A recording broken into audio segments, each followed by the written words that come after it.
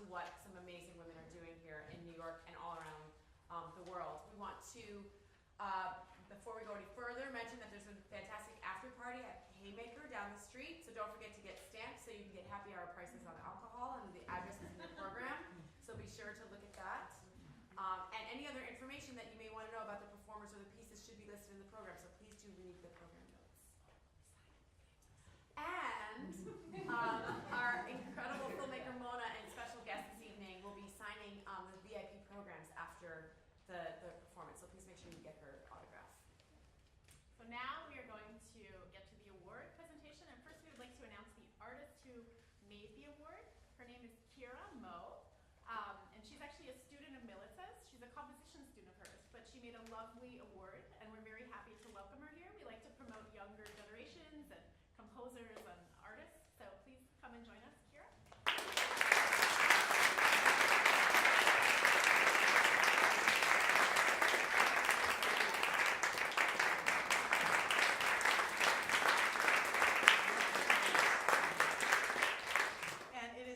Great honor to also invite on stage our First Lady of Ladies First, our honorary guest, Mona El-Naggar, a documentary filmmaker and journalist.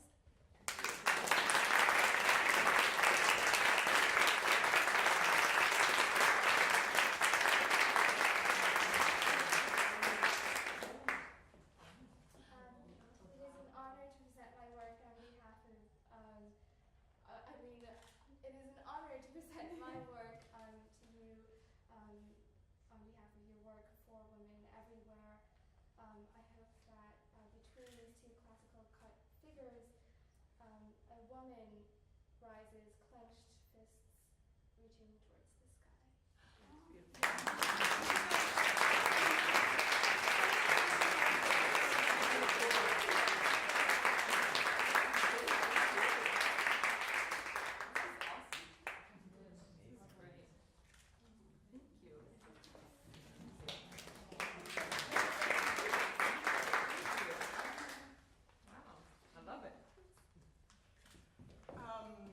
We're going to start our program soon, but I would like to invite Mona to talk a little bit about your work and your various initiatives and anything you'd like to share.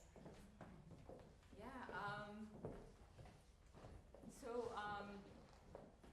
What's my story briefly? I'm Egyptian. I grew up in Egypt. I studied here in the States. Went to college.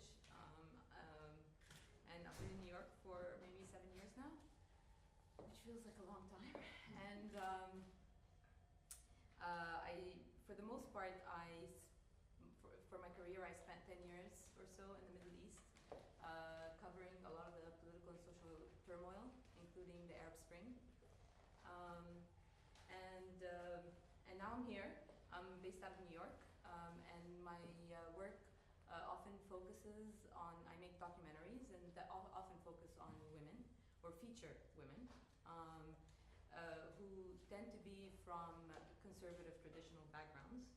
And it's often a mission to sort of find the women who sort of be willing to bear the consequences of speaking their mind in that atmosphere against great odds. But it's always an amazing privilege, and it's very rewarding, personally and professionally, of course, but also just a privilege to be able to sort of walk into people's lives and have gained the insight that I gain and be able to sort of convey that in my work.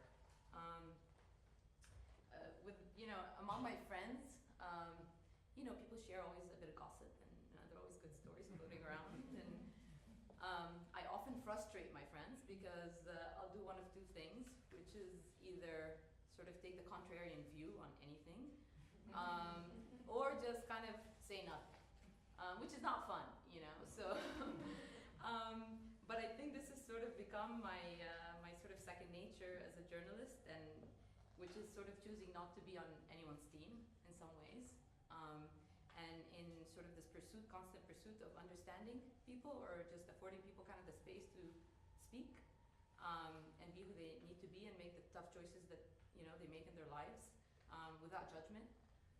And I think this is like sort of what sort of is driving me in my work often. One of the most recent documentaries that I made, it features a young Egyptian woman who's 22 and very defiant, and it's sort of an intimate portrait of her and her quest for independence, basically, and as she attempts to leave her family home and look for an apartment where she can live with a group of her friends, guys and girls, which is very taboo and unusual and not conventional.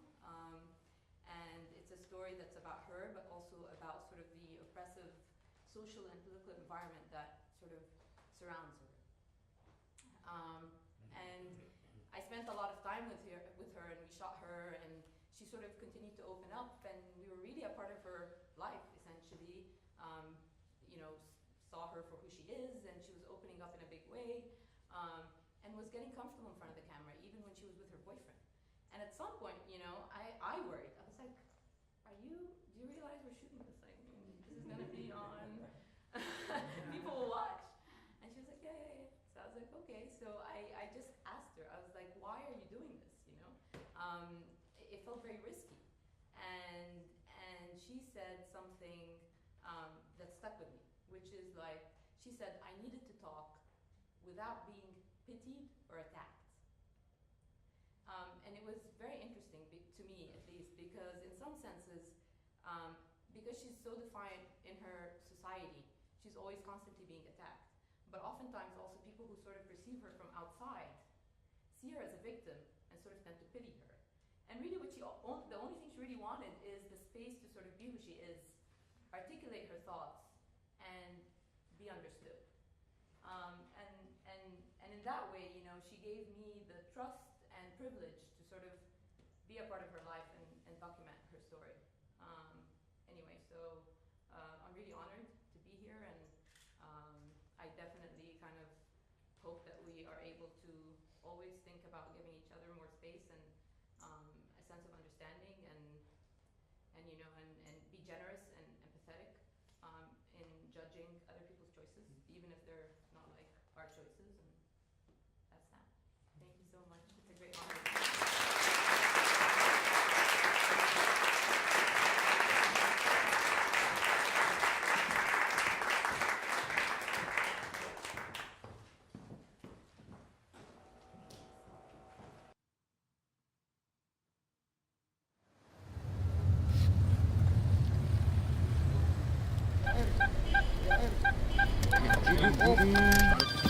هنروح نعمل ايه بقى؟ معرفش. تعالى بقى. تعمل ايه بقى انت؟ اسحب لو ما احنا هناخد اسراء طبعا.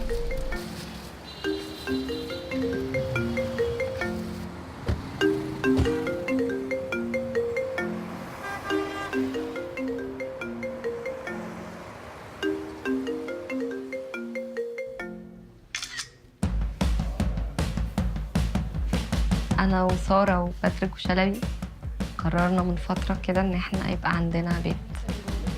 سألته عن سعرها؟ ايوه يا عم جمال. حلوة نيك. رخيصة نيك على فكرة، ده 4 أورو. يا بنتي 4 لا 3. لكن فكرة بقى إن البنات تقول لأهاليها إن إحنا عايزين نستقل عشان عايزين يبقى عندنا بيت لوحدنا، ده مش مسموح يعني. عشان تخرج من بيت أهلها بقى تتجوز.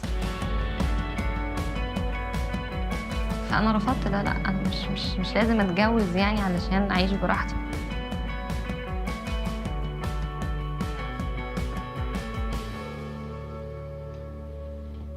بيتي مساحة مش آمنة 100%، يعني أنا تم انتهاكي بكل الطرق باسم الدين. انا يبقى ليا حكم عليها كأن اخوها الكبير، وده الطبيعي. هو المجتمع هنا كده، البيئة نفسها كده، وطالما انت عايش في البيئة احترمها عشان هم يحترموك برضه. هي مش عايزة تفهم ده.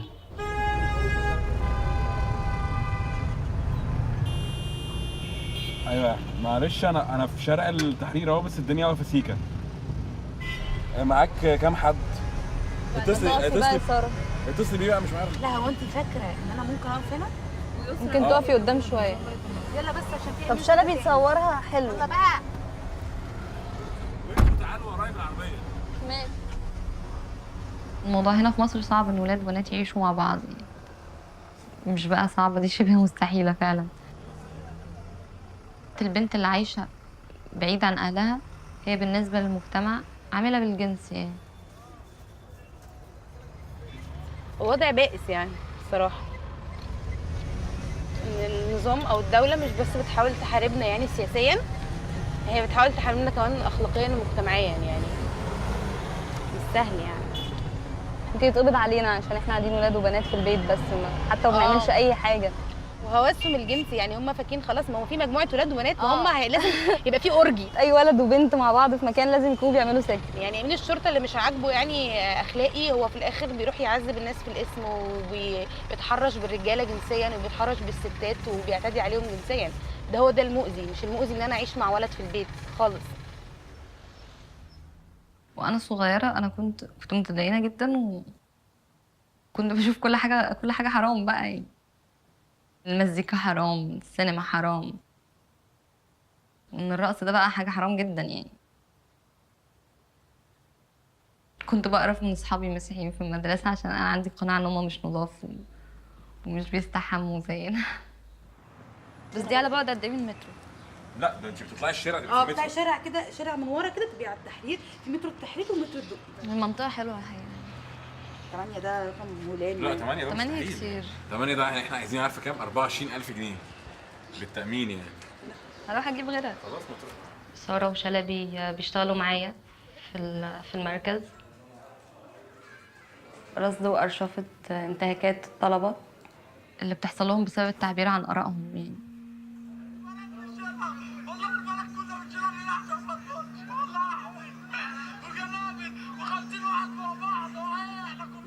هو ده. متأكد؟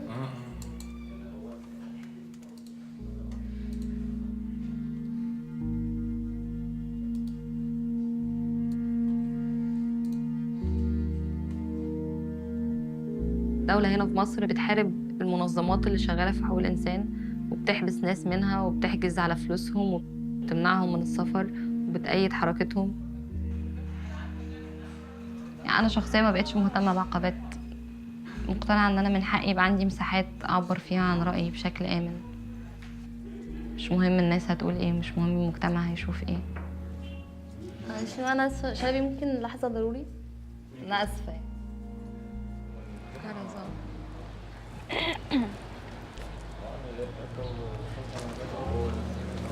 المساحة دي ممكن اجي اشوفها النهارده برضه. فاهمني؟ يعني لو في حاجة في مش عارف جاردن سيتي ليك حاجة فيها؟ أي وقت النهارده. كل حاجة مؤذية حصلت لي وأنا صغيرة حصلت لي في بيتي. ضربت في بيتي، تعرضت للختان في بيتي. طبعا ممنوع خروج لوقت متأخر، ممنوع ألبس براحتي، ممنوع يكون عندي صحاب ولاد. أهلي مش مهتمين يعرفوا أنا بفكر في إيه أو عايزة إيه أو نفسي في إيه، ومش مهتمة يعرفوا أنا بعمل إيه في حياتي.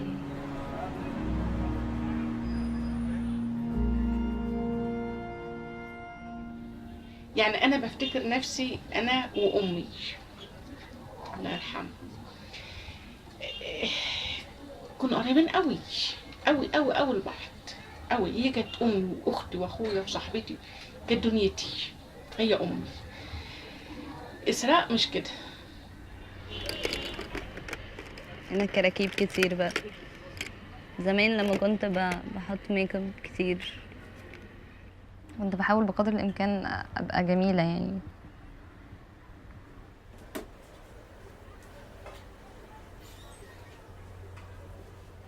مراحل القديمة بس معرفش ليه محتفظة بيهم لحد دلوقتي. إسراء مقتنعة إن الحجاب مش فرض. أنا كل اللي قلقني هل لو صبحت أنا ميتة هل هتحاسب على إسراء ولا مش هتحاسب على إسراء؟ لأن أنا مش قد عذاب ربنا، أنا مش قد عذاب ربنا. أنا خلعت الحجاب في أغسطس 2014. كنا في الصيف وبالليل بقى وهوا، فأنا الهوا بيطير شعري وبيجي على رقبتي، فأنا كان بقالي تقريبا 8 سنين الهوا عمره ما لمس رقبتي.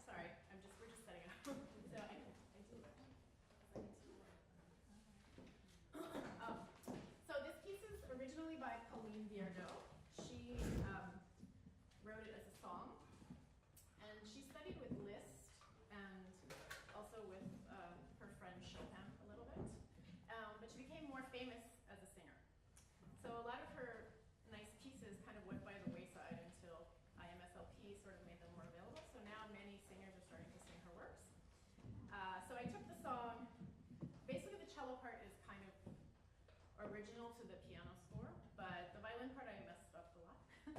So it's a little bit different, but I hope it is a nice homage to her. Sorry guys, over here last time, my boat. Oh, Ben, could you help us with the mic a little bit? Let's move. Thanks. I'm just afraid to move. The reason I can't because of the boat. So, sorry. I'm just, the little thing is, I just want to move this, but it's moving. Thank you.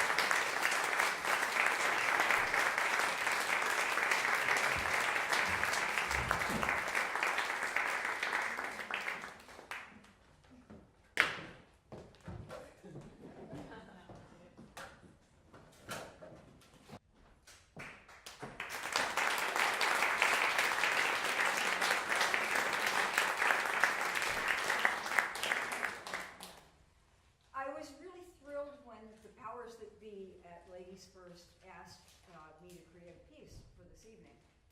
And they asked that it be something to do with my relationship as a wife to my husband, Randy Wolf, who's here tonight somewhere, of 32 years. And I got to thinking of a piece that he wrote pretty early on in our relationship that he thought kind of summarized something about my personality. And I remember the tune to this day. And so I included that, and I used it kind of as a takeoff point for an imaginary rebellion. And that's what you hear. I hope you enjoy it.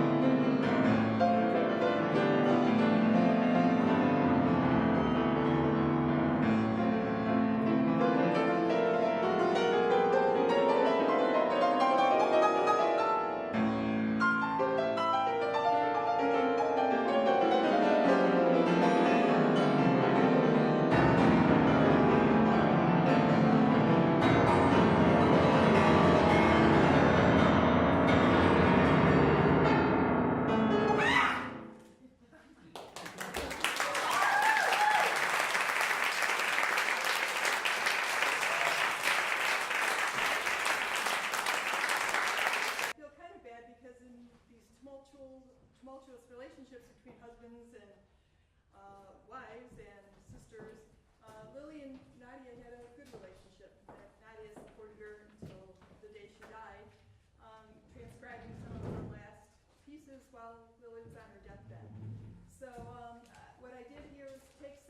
harmonies that Lily Belanger had written in a piece called Du Jardin, from an old garden, and tried to make a sweet relationship between an oboe and violin, supported by the piano. And I thank Mioe and you and Kathleen for playing this for me.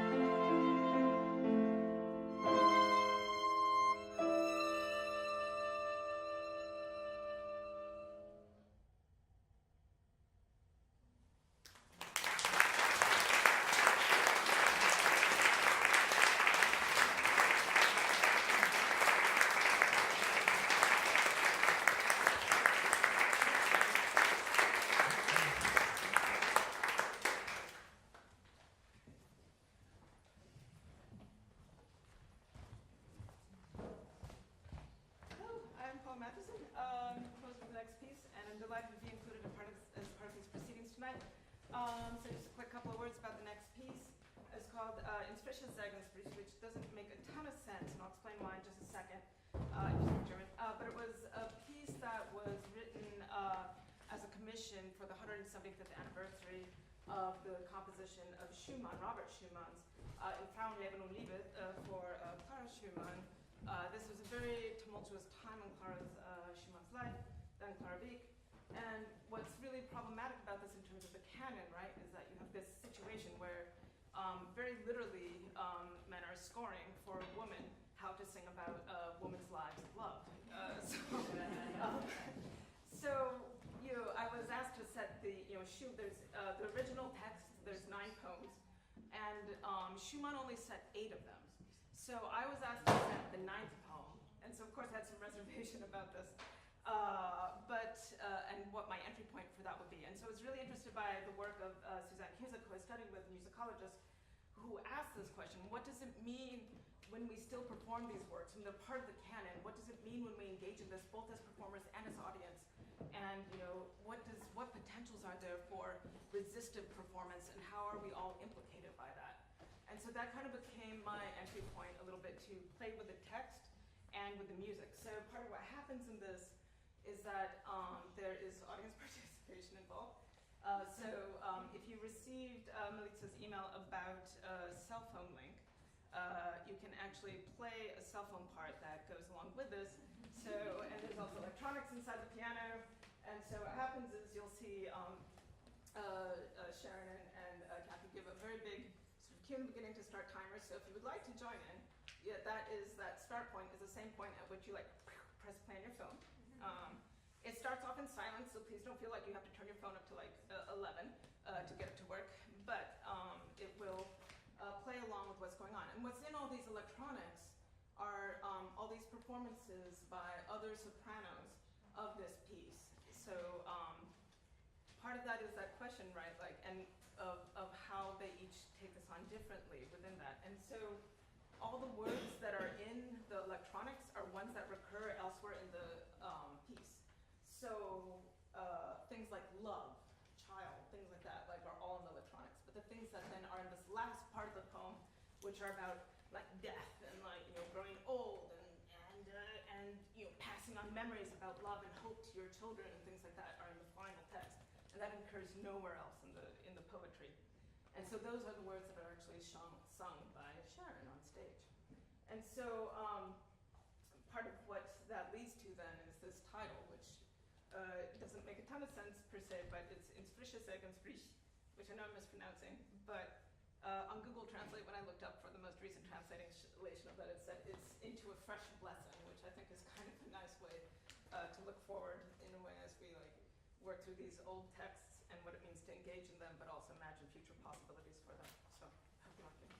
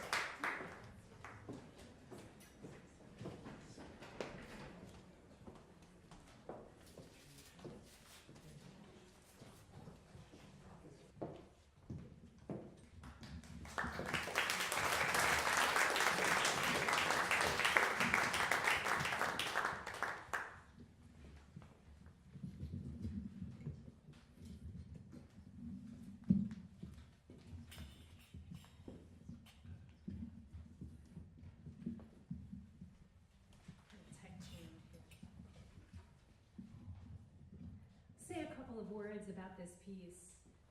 The first thing is that Glenn's not used to seeing me wearing this veil, so I hope that that doesn't throw anything off. This piece is called Miriam's Prophecy, and one of the things that has inspired me so much in music making is playing with this family of percussion called frame drums, and this is a rick, Middle Eastern tambourine, and the reason that it is so inspiring is that maybe 3,000, how many thousands of years ago? Biblical times. We see depictions of women playing these drums, and the other inspiration for me is that Glenn's life's work is also about delivering the message that women were drummers in ancient times. And so when I sing with these frame drums, it inspires a whole new sound for me. And so this piece, Miriam's Prophecy, is not only an homage to the prophetess Miriam, but it's just an homage to women in rhythm. And so here we go. So Miriam's Prophecy.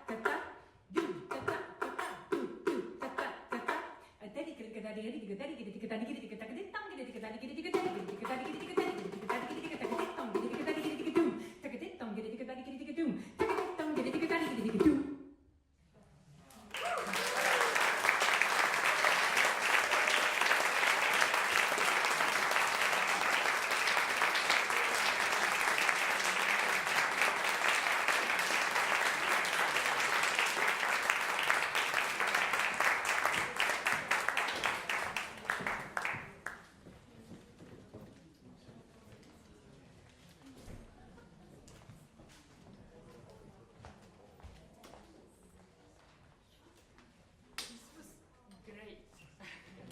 So powerful. And the last piece of the program is the piece that I wrote in 2011. It was commissioned by the Serbian National Theatre for their 150th anniversary. They wanted to celebrate with a new opera, and they basically said that I could pick a topic, but the topic needed to be related to, it needed to be local. And it's a country that had many wars, it's a very macho culture, a lot of narratives go around what men do and how they win and what they fight for and all that. But for me, the most important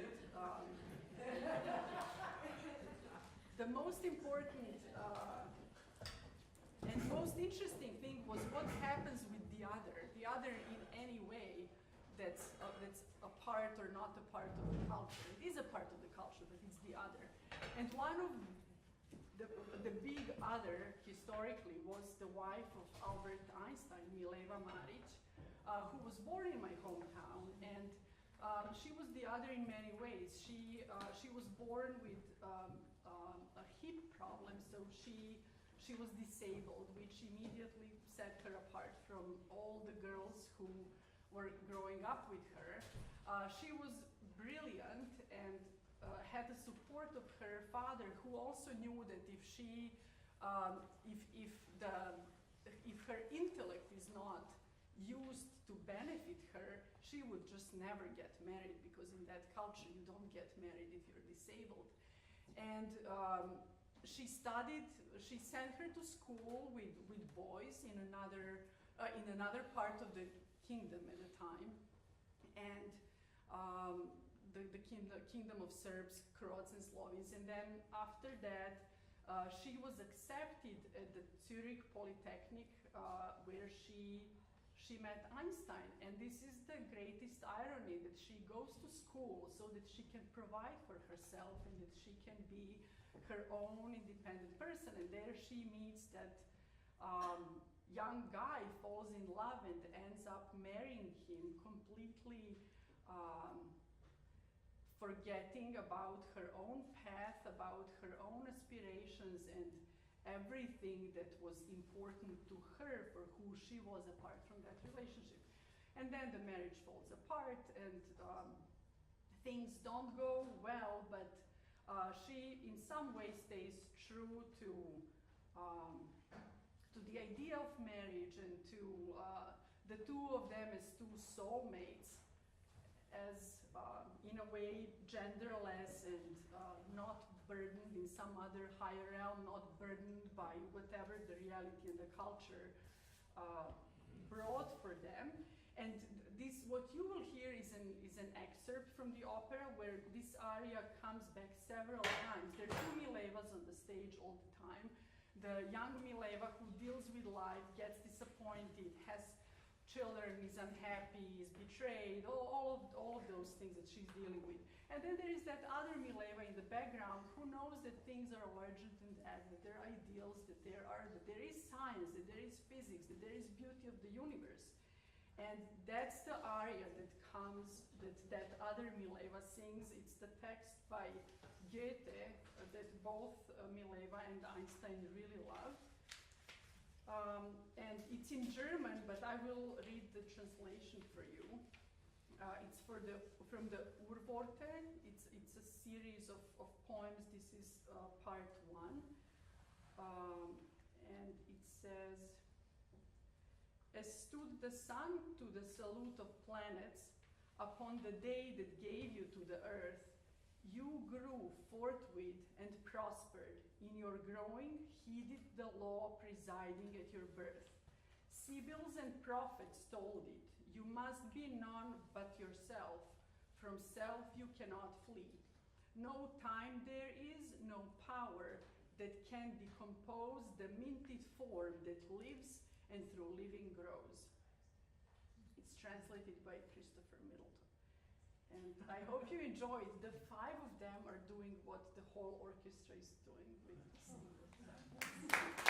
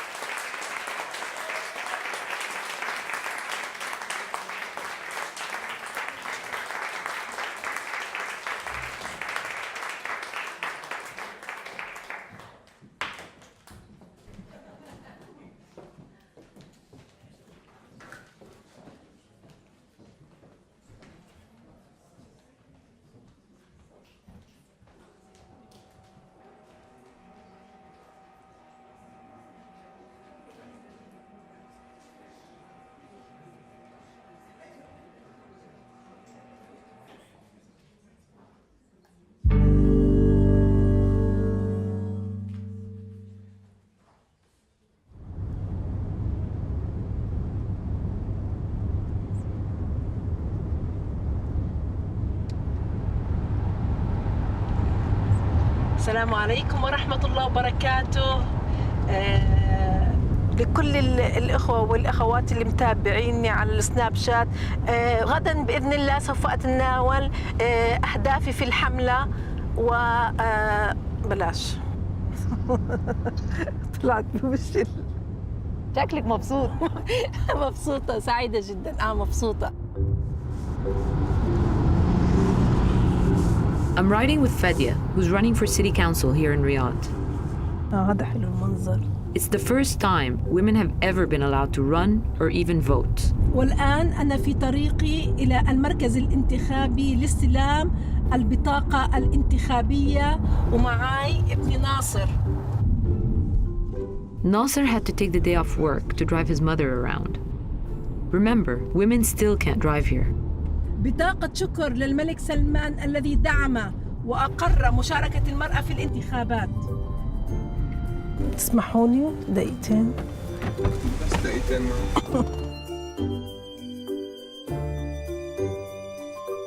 بحس ان انت بتدعمها بشكل ما؟ ادعمها نفسيا فقط لا اكثر. وتوصيليا. الكل بقول حتى لو ما فزنا هي خبرة أثرتنا. لا، أنا بقول لك بالمعنى الحرفي أنا حفوز. أنا فادية، بس إني شايفة نفسي إني أنا حفوز في الانتخابات.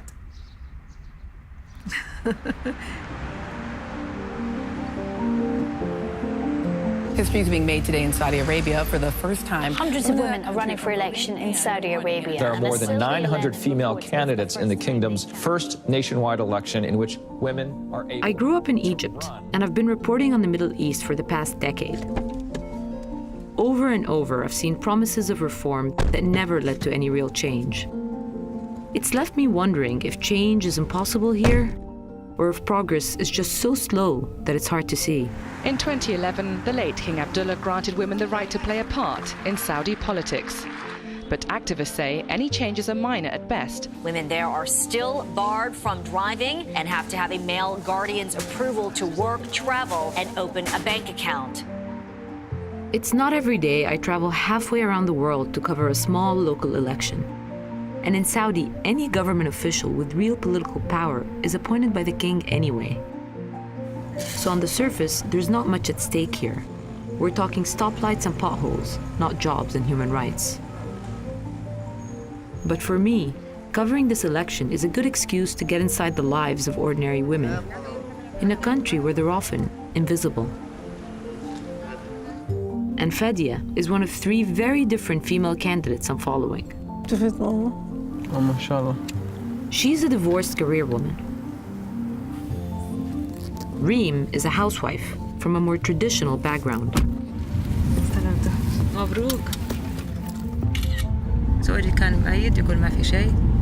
ما ندم اني انا يعني حجابي ما عندي مشكلة.